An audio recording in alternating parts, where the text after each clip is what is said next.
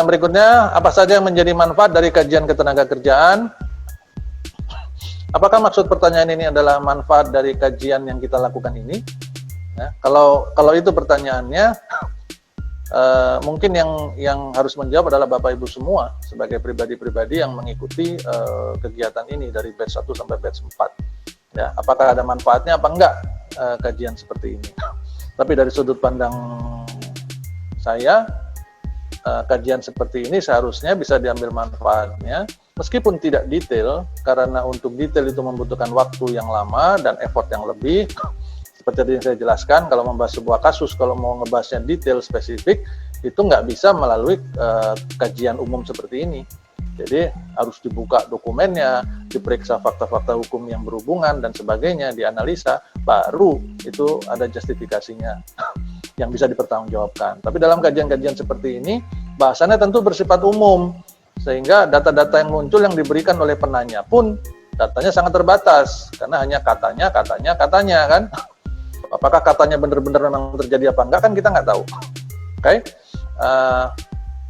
Tapi minimal secara umum kita mulai bisa memahami tentang berbagai masalah ketenagakerjaan, dan yang lebih penting lagi, saya berharap kita semua bisa memahami penting bagi kita, terutama generasi muda, untuk memahami, belajar tentang hubungan industrial dan masalah hukum ketenagakerjaan serta prakteknya di lapangan.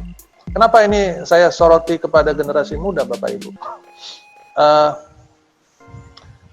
Untuk Bapak Ibu ketahui, di perusahaan-perusahaan di luar sana, itu masih banyak perusahaan-perusahaan yang kesulitan mencari junior HR atau junior officer, ya, officer yang masih muda, yang benar-benar memahami tentang hubungan industrial, tentang hukum ketenagakerjaan dan prakteknya, pengelolaan prakteknya di lapangan.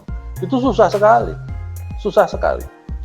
Adapun yang sekarang ada di lapangan hari ini, sebagian itu masih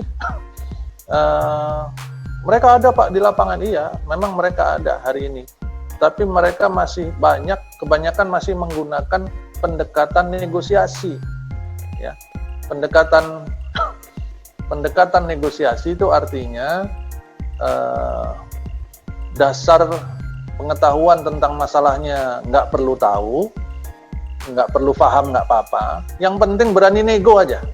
Jadi ada masalah apapun tabrak. Nanti kalau udah berantem baru ngajak nego. Udahlah maunya gimana? Udah baiknya ginilah, sama-sama enak lah, cincai lah dan sebagainya.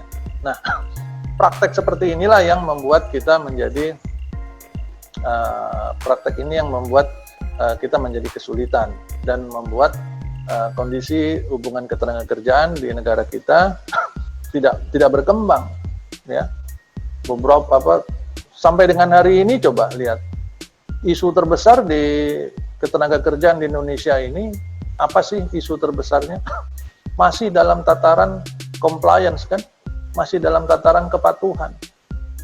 Nggak jauh-jauh dari masalah PHK, pemotongan upah, terus apalagi putus kontrak, outsourcing, itu lagi, ya. Sedangkan di negara-negara lain, barangkali mereka sudah berbicara jauh lebih tinggi, ya, jauh lebih tinggi, bicara tentang development, itu menjadi isu-isu besar tentang ketenagakerjaan di sana, tentang bagaimana mendevelop orang dan sebagainya. Tapi di sini kan enggak. Cuman berapa gelintir yang berusaha, yang sudah masuk ke dalam tataran development tadi, tetapi itu hanya berlaku untuk level menengah ke atas. Kalau kita ngomong tentang level yang umum dalam dunia ketenagakerjaan, yang mayoritas, itu kan isinya adalah yang golongan di level officer dan di bawahnya, ya, operator atau pelaksana.